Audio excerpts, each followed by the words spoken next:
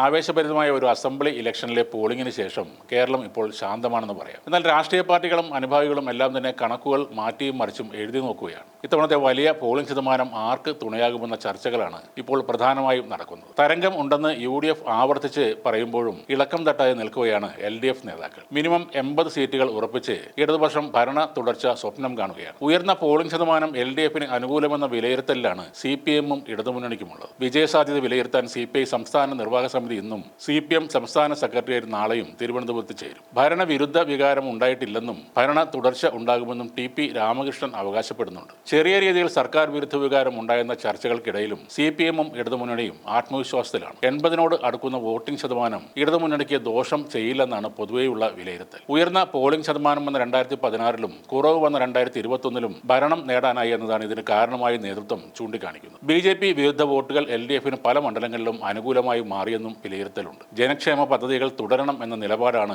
ജനങ്ങൾ സ്വീകരിച്ചതെന്നും ഭരണ തുടർച്ച ഉണ്ടാകുമെന്നും കൺവീനർ TP രാമകൃഷ്ണൻ പറയുന്നു. MLA-മാരുടെ പ്രവർത്തനങ്ങൾ കാരണം സിറ്റിംഗ് സീറ്റുകൾ അധികം നഷ്ടമാവില്ലെന്നാണ് LDFന്റെ പ്രതീക്ഷ. ഇന്ന് ചേരുന്ന CPI നേതൃയോഗത്തിലും ഞായറാഴ്ച ചേരുന്ന CPM സെക്രട്ടേറിയറ്റിലും പാർട്ടി നേതൃത്വം മണ്ഡലങ്ങളിൽ നിന്നുള്ള റിപ്പോർട്ടുകൾ വിലയിരുത്തും. SIR-ന് ശേഷമുള്ള ആദ്യ തെരഞ്ഞെടുപ്പിൽ വോട്ടിംഗ് ശതമാനം ഉയർന്നതിൽ സാങ്കേതികമായ വിശകലനങ്ങൾ ഉണ്ടെങ്കിലും ചെയ്ത വോട്ടുകളുടെ എണ്ണത്തിൽ 2021-നെ അപേക്ഷിച്ച് വർധന ഉണ്ടായി എന്നത് ഒരു വസ്തുതയാണ്. ഈ വർധനവ് തങ്ങൾക്ക് അനുകൂലമെന്ന കണക്കുകൂട്ടലിൽ അധികാരത്തിലേക്കുള്ള തിരിച്ചുവരവിന് തയ്യാറെടുക്കുകയാണ് UDF. തദ്ദേശ തെരഞ്ഞെടുപ്പിന് സമാനമായ വിധിയെഴുത്തുണ്ടാകുമെന്നാണ് UDF നേതാക്കൾ ചൂണ്ടിക്കാട്ടുന്നത്. 2006-ൽ LDF ജയിച്ച് 98 സീറ്റുകൾ നേടിയായിരുന്നു. 2011-ൽ പരാജയപ്പെട്ടപ്പോഴും അവർക്ക് 68 സീറ്റുണ്ടായിരുന്നു. പിന്നീട് 2016-ൽ LDF 91 സീറ്റുകൾ നേടി ഭരണത്തിലെത്തി. അവസാനമായി 2021-ൽ വിജയിക്കുമ്പോൾ LDF നേടിയത് 99 സീറ്റുകളാണ്. അപ്പോഴാണ് ഈ ഇലക്ഷനിൽ ഇടതുപക്ഷത്തിന് 30 മുതൽ 40 വരെ സീറ്റുകൾ മാത്രം ലഭിക്കും എന്നൊക്കെ മുസ്ലിം ലീഗിലെ പണ്ഡിതന്മാരും കോൺഗ്രസ് സൈബർ ടീമുകളും അടിച്ചുവിടുന്നത്. 20 വർഷത്തിനിടയിൽ ഇടതുപക്ഷം തോറ്റപ്പോൾ പോലും 68 സീറ്റുണ്ടായിരുന്നു.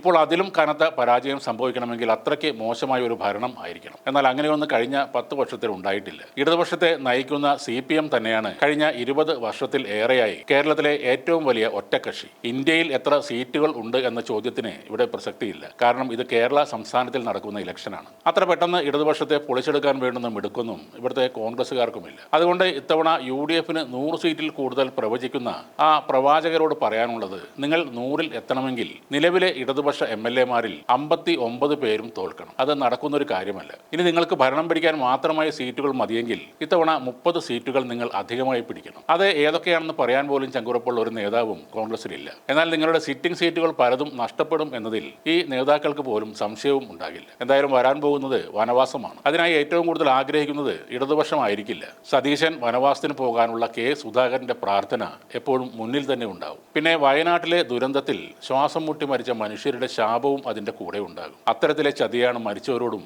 അവരുടെ ബന്ധുക്കളോടും കോൺഗ്രസ് ചെയ്തിട്ടുള്ളത്.